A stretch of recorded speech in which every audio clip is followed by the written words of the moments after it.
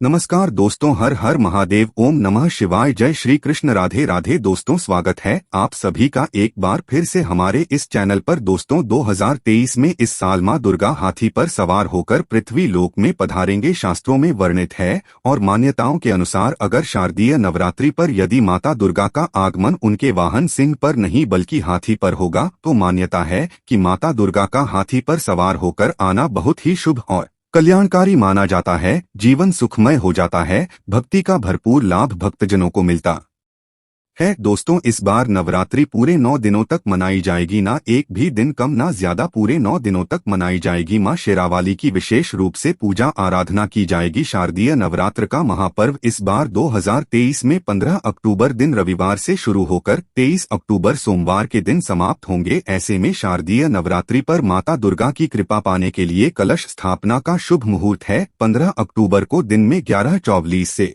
दोपहर 12:28 तक कलश स्थापना का शुभ मुहूर्त रहेगा। तो आइए दोस्तों, जानते हैं नवरात्रि में क्या नहीं खाना चाहिए और कौन सा फल खाना आवश्यक है और क्या नहीं पीना चाहिए, आज हम विस्तार से आपको बताएंगे। दोस्तों, शास्त्रों के अनुसार भारत में चाहे किसी भी प्रकार का व्रत या त्योहार क्यों ना हो, उनसे जुड़े नियम का पालन करना अति आवश्यक माना जाता है, क्योंकि जो मन के मुताबिक किया जाए वो संघर्ष नहीं कहलाता। कहा जाता है कि मनोकामना को पूर्ण करने के लिए थोड़ा संघर्ष यानी कि तपस्या तो करनी ही पड़ती है। इसीलिए ऐसी मान्यता है कि हर पूजा विधि और सभी व्रत पूर्ण विधि विधान से किया जाना चाहिए, तब आपको व्रत का पूर्ण लाभ फल मिलता है, आपकी सभी मनोकामना पूर्ण हो जाती है। इसीलिए हर शास्त्र यही कहता है कि सच्चे दिल से अगर आपके मन में ईश्वर के प्रति श्रद्धा हो तो पूजा पाठ का सारा फल मिल जाता है, और अगर मन में ईश्वर भक्ति के प्रति शंका हो तो उस मनुष्य को कई जन्मों तक सुख नहीं मिलता। भगवत गीता में भगवान श्री कृष्ण ने स्वयं कहा था, जो मनुष्य सच्चे हृदय से ईश्वर को पुकारता है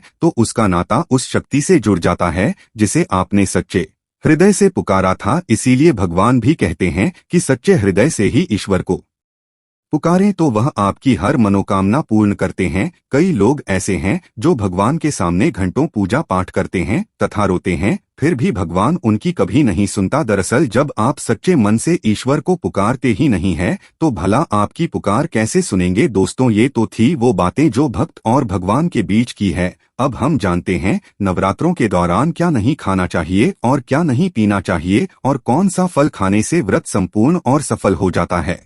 नवरात्रि के दिन से जरूर खाना चाहिए फल। शास्त्रों में बताया जाता है कि भगवान के भोग में सेब आदि जरूर अर्पित किया जाता है। अगर आपका व्रत है तो आपको उसे जरूर खाना चाहिए। केला, पपीता, तरबूज और मीठे अंगूर जरूर खाना चाहिए। इन फलों से व्रतधारी को शक्ति मिलती है और व्रत संपूर्ण हो जाता है। शास्त्रों में बताया जाता है कि नवरात्रों के दिनों में सीताफल जरूर खाना चाहिए। सीताफल खाने से बीमारियां हैं जो खत्म हो जाती हैं। माना जाता है कि नवरात्रों के दिनों में सीताफल का घर में प्रवेश होना बड़ा ही शुभ माना गया है। सीताफल खाने से नवरात्र का व्रत सफल हो जाता है, क्योंकि इसमें माता सीता का आशीर्वाद मिला हुआ होता है। नवरात्रि के दौरान इसे जो भी खाता है उसे दुखों का सामना नहीं करना पड़ता। सीताफल आपको जरूर खाना चाहिए। दोस्तों, नवरात्रों में व्रतधारी को डब्बाबंद लस्सी, डिब्बाबंद जूस नहीं पीना चाहिए। उसमें कई केमिकल मिले होते हैं जिसके कारण आपका व्रत टूट सकता है। जब भी आप फलों का जूस पिएं तो याद रखें उसमें नमक नहीं डालें, नहीं तो व्रत टूट जाएगा। साथ ही साथ जूस में बर्फ भी नहीं डालना चाहिए। चलो का सादा जूस पीने से व्रत सफल होता है। दोस्तों, नवरात्रि के दौरान सिंघाड़े का आटा या कुट्टू का आटा खाने से पहले यह देख ले कि आटा पुराना नहीं होना चाहिए, क्योंकि पुराने आटे में कीड़े वगैरह पड़ जाते हैं जिसके कारण आपका व्रत टूट सकता है, क्योंकि यह छोटे छोटे कीड़े हमें दिखाई नहीं देते और आपके मुंह तक पहुंच जाते हैं। ऐसा आटा खाना मतलब कीड़े मकोड़ों का मांस खाने के बराबर माना गया है। दोस्तों, नवरात्रि के दौरान आप शाम के समय खाने में दही ले सकते हैं, आलू वगैरह खा सकते हैं, साबूदाने की टिकिया बनाकर खा सकती हैं, साबूदाने के और आलू के पापड़ भी खा सकते हैं। कई सब्जियां तो ऐसी हैं जो नवरात्रि के दौरान भोजन में शामिल कर सकते हैं और जिससे आपका व्रत सफल हो जाएगा। नवरात्रि के दौरान आप दूध पी सकते हैं जो आपको ताकत देगा, चाय वगैरह भी पी सकते हैं, लेकिन याद रहे उसमें नमक न डालें। एक बात का ध्यान रहे, व्रतधारी को पेट भर खाना यानी गले तक भोजन नहीं करना चाहिए, नहीं तो व्रत रखने का कोई भी फायदा नहीं होगा, थोड़ा थोड़ा खा सकते हैं। दोस्तों, नवरात्रि के 9 दिन शक्ति माँ दुर्गा को समर्पित होते हैं। नवरात्रि के 9 दिनों में माता रानी के 9 अलग अलग स्वरूपों का पूजन किया जाता है। नवरात्रि के 9 दिनों में माता रानी को अलग अलग स्वरूप के हिसाब से कुछ अलग अलग भोग अर्पित किए जाते हैं। लेकिन क्या आप जानते हैं, कुछ ऐसी वस्तु है जिन्हें नवरात्र के दौरान भूलकर भी माता रानी को अर्पित नहीं करना चाहिए। अगर इन वस्तुओं को आप गलती से भी माता रानी को अर्पित कर देते हैं तो आपको व्रत और पूजन का पूर्ण लाभ नहीं होगा। इसीलिए माता रानी की कृपा प्राप्त करने के लिए आपको यह जानना अति आवश्यक है कि वो कौन सी ऐसी वस्तु है जो माता रानी के पूजन में भूलकर भी नहीं करना चाहिए। तो आइए माँ का जयकारा लगाते हुए वीडियो को शुरू करते हैं। दोस्तों, नंबर 1, नवरात्रि के दौरान शादीशुदा महिलाओं को सफेद कपड़े पहनकर पूजा पाठ नहीं करना चाहिए, साथ ही साथ काले कपड़े भी नहीं पहनना चाहिए। इससे पूजा व्रत आदि खंडित हो जाती है। माता की चौकी जब आप लगाए तो उसके नीचे कागज नहीं लगाना चाहिए। माता की चौकी हमेशा लाल कपड़ा बिछाकर ही बनाना चाहिए। हमेशा याद रहे, नवरात्रों के इन 9 दिनों तक व्रतधारी को अपना आसन माँ की चौकी के आगे ही लगाना चाहिए और वहीं पर आपको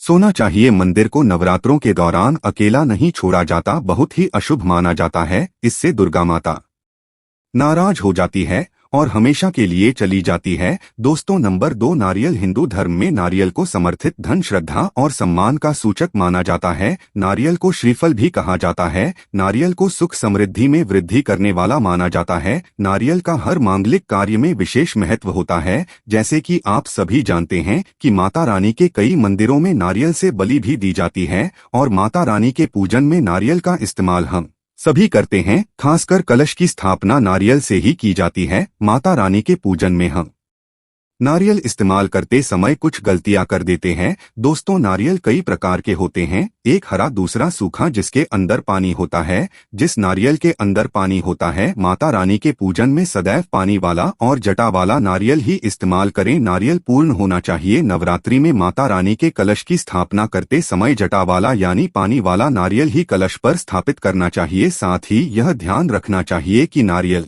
को सदैव कलश के ऊपर लिटाकर रखना चाहिए। घट स्थापना करते समय कभी भी नारियल को खड़ा करके नहीं रखा जाता, नारियल को सदैव लेटाकर कलश पर रखा जाता है। साथ ही नारियल को स्थापित करने से पहले आप नारियल को लाल कपड़े में लपेटकर उस पर तिलक करके और फिर लाल चुनरी उड़ाकर आप नारियल को कलश के ऊपर स्थापित करें। शास्त्रों के अनुसार कलश के ऊपर जब सही तरीके से नारियल रखा जाता है और सही प्रकार का नारियल रखा जाता है, तभी ही पूजन का पूर्ण फल प्राप्त होता है। यह भी ध्यान रहे कि महिलाएं माता रानी को नारियल अर्पित कर सकती है, लेकिन कभी भी माता रानी के सामने नारियल को भूलकर भी ना तोड़े, क्योंकि नारियल बीज रूप होता है और स्त्रियां बीज रूप से ही शिशु को जन्म देती है। इसीलिए कभी भी महिलाओं को नारियल नहीं तोड़ना चाहिए। दोस्तों, नंबर 3, लौंग। लौंग हम सभी माता रानी के पूजन में इस्तेमाल करते हैं, लेकिन लौंग का इस्तेमाल करते समय एक बहुत बड़ी गलती कर बैठते हैं। हमेशा ध्यान रखना चाहिए कि माता रानी को सदैव फूल वाली लौंग ही अर्पित करना चाहिए। जिन लौंग के ऊपर फूल नहीं होता या फिर जिस लौंग के पीछे लकड़ी की डंडी नहीं होती, उसको आप माता रानी के पूजन में भूलकर भी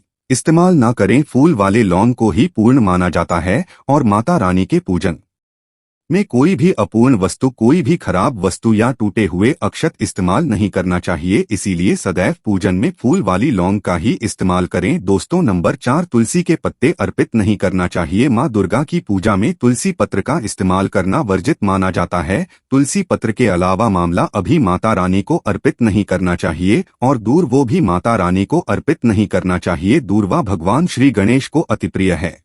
नवरात्रि में आप भगवान गणेश को दूर्वा अर्पित कर सकते हैं। भगवान विष्णु जी को तुलसी के पत्ते अवश्य अर्पित कर सकते हैं, लेकिन माता रानी को भूलकर भी तुलसी के पत्ते या दूर्वा अर्पित न करें। माता रानी को सफेद फूल भी अर्पित न करें। माता रानी को सदैव लाल रंग के फूल अर्पित करने चाहिए। लाल रंग के फूल माता रानी को अति प्रिय है। खासकर माता को गुड़हल और कमल के फूल अति प्रिय है। शास्त्रों में बताया जाता है कि घर में माता रानी की 2 या 3 मूर्तियां या फोटो नहीं होने चाहिए। इस बात का भी आप विशेष ध्यान रखें कि माता रानी के पूजन में कोई भी खंडित चीज इस्तेमाल ना करे। खंडित चीज जैसे कि छत का हुआ या टूटा हुआ दीपक या फिर चटका हुआ कोई बर्तन। साथ ही यह भी ध्यान रहे कि लोहे के और प्लास्टिक के बर्तन आप माता रानी के पूजन में इस्तेमाल ना करें, क्योंकि प्लास्टिक के चाइनीज बर्तन हड्डियों के पाउडर से मिलकर बनते हैं। ऐसा ना करें। ऐसे बर्तनों को माता रानी के पूजन से सदैव दूर रखें। माता रानी को जो कुछ स्थापित कर रही है उन्हें नहीं देते हुए फूल या गिरे हुए फूल या फिर मुरझाए हुए फूल माता को अर्पित न करें। दोस्तों, कमेंट बॉक्स में लिखें जय